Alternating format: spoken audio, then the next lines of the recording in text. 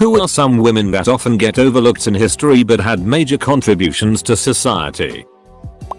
Dr. Mona Hanna-Attisha. She is the Dean of Medicine at Hurley Children's Hospital in Flint, MI. She saw that children were having elevated lead levels, Ls, outside the normal range. She contacted the Genesee Department of Health, who at first dismissed her claim, then sent her obfuscated data to make it look like the Ls were completely within normal trends. She grew frustrated at this, so she called a team of epidemiologists from UVA, her alma mater, to find the source of the lead. Lo and behold, she found that the water in multiple zip codes was contaminated with lead. She informed the Genesee Department of Health again, who brushed her off. She then said duck it and held a major press conference where she announced on air that the water in Flint wasn't safe and to come to the hospital to get your child tested and to pick up supplies of water and liquid infant formula. If she saved thousands of children from the permanent effects of lead poisoning. Edit 1.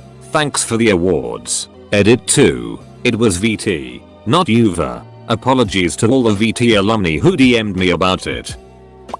Frances Aldham Kelly. She stopped thalidomide from getting widespread use in North America and saved countless children from life-altering birth defects. Edit. Kelsey, not Kelly. In 1952 Dr. Virginia Apgar developed a quick, easy 5-point test that summarizes health of newborns and determine those needing emergency assistance. The Apgar score is now given to practically every newborn and helped save countless young lives and reduce infant mortality. Sandra Ford, the drug technician who first brought attention to what would become the AIDS epidemic. She knew something was up when she began receiving unusually high numbers of requests for pentamidine, an antibiotic reserved for treating pneumocystis pneumonia in seriously ill, immunocompromised patients. The patients it was being requested for were gay men who had been otherwise healthy. Nellie Bly. She was a 1890s journalist who was given an assignment to investigate the woman's lunatic asylum on Blackwell's Island due to accusations of the mistreatment of patients. She got in there by faking insanity and getting herself committed to the asylum, and when she was finally released, she ran an ex post registered sign in the New York World called 10 Days in a Madhouse that exposed the awful treatment of patients inside the asylum. This was considered a revolution in investigative journalism. Also, she read around the world in 80 days, basically decided she could do better, and went around the world in 72 days. She was also an inventor, and was one of the primary journalists to cover the suffragette movement. She's one of my favorite historical figures who doesn't get enough attention. Edit. Wow. Thank you for the awards and upvotes. I am grateful and glad to see all the positive comments. Marie Tharp. She created the first map of the ocean floor, which led to the discovery of tectonic plates and the theory of continental drift. Inga Lehmann was a Danish seismologist. She discovered P waves, waves that reflect off of the inner core, confirming that the Earth has a solid inner core and a liquid outer core. Claudette Colvin was the person who refused to get up from her bus seat during the Jim Crows in America, but she was a young woman who was pregnant out of wedlock at the time, and the black leaders decided she was not a good image of an activist, so they handpicked Rosa Parks to do the same.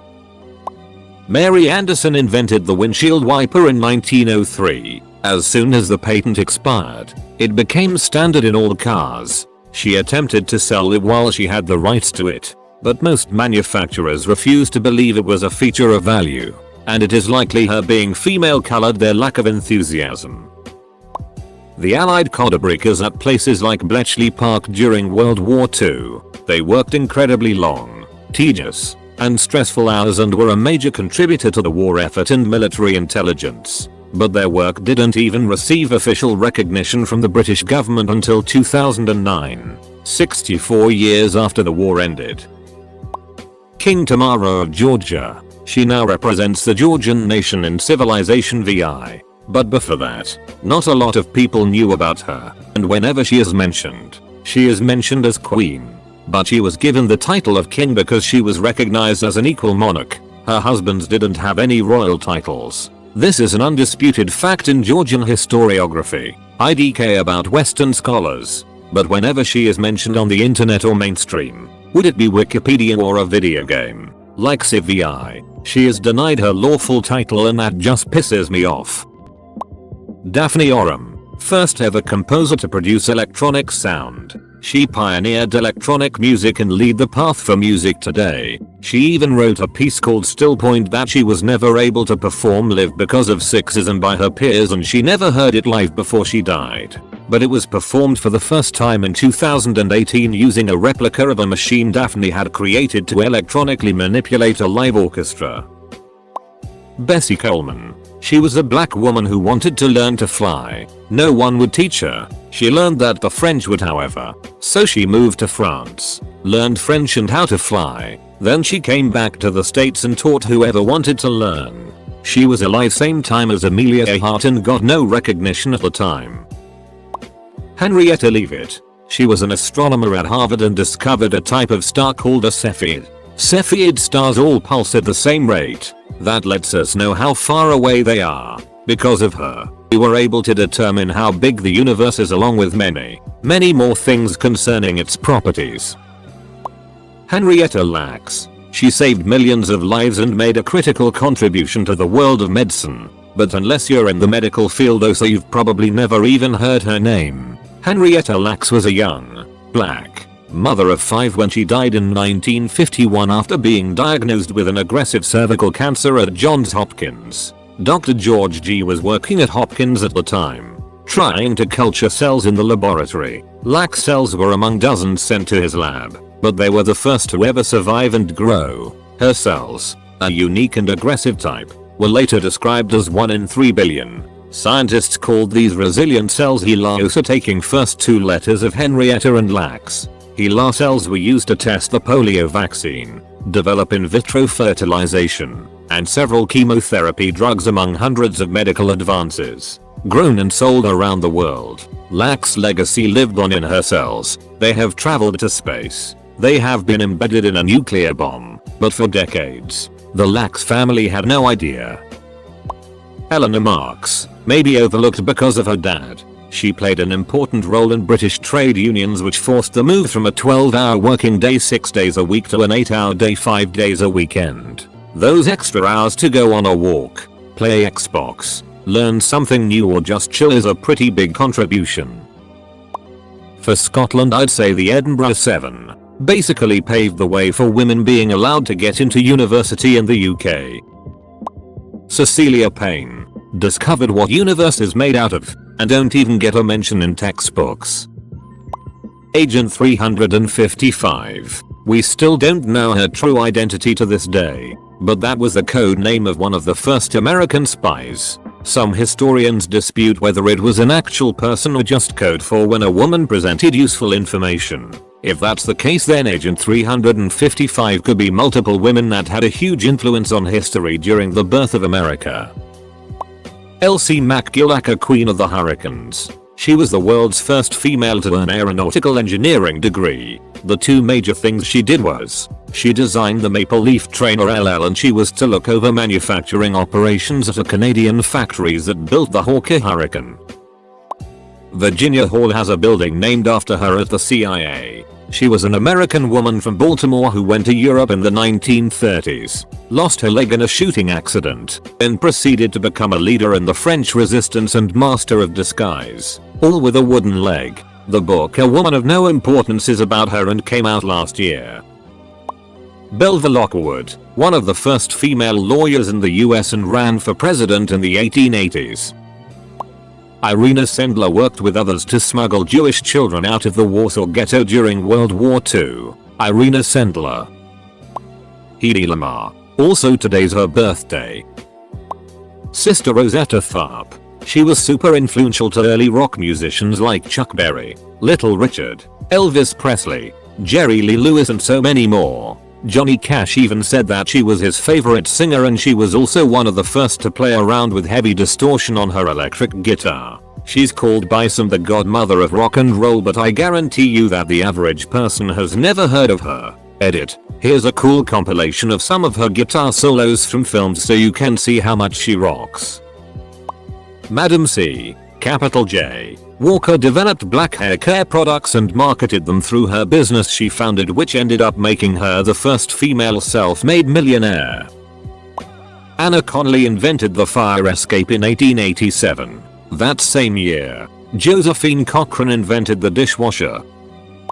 Hypatia made the astrolabe, then was skinned olive by Christians. Also, the circular saw was invented by a woman. Thank you. Woman whose name I do not know. That one lady that hand wrote all of the math it took to get to the moon. I forgot her name. Pretty ironic that I don't remember her name. Camille Claudel was a sculptor and artist who worked with Rodin. He claimed a lot of her work. Artemisia Gentila, she was a woman painter in the Renaissance with style akin to Caravaggio. She is nowhere near as well known as he, and she also painted a Judith slaying Holofernes painting. These are very brief overviews of what I remember from art school. Lots of talented women tucked away beneath the male gaze of art and history. The Soviet World War II female soldiers. The USSR used women in the Second World War more than any other country. I feel like this, and Russia's involvement as a whole, is too overlooked in a lot of places. Edit. Replaced Russian with Soviet. I am sorry for that. Cecily Saunders deserves the reputation Mother Teresa has. She basically invented hospice care. Before her, doctors used to just abandon incurables to die with no palliative care. Cecily Saunders arguably eliminated more useless suffering than anyone ever. Frances Perkins. She was the first female cabinet member in the US. She was appointed by FDR and played a key role in the New Deal as well as working for better working conditions, child labor laws and women's rights. Mary Anning. British paleontologist.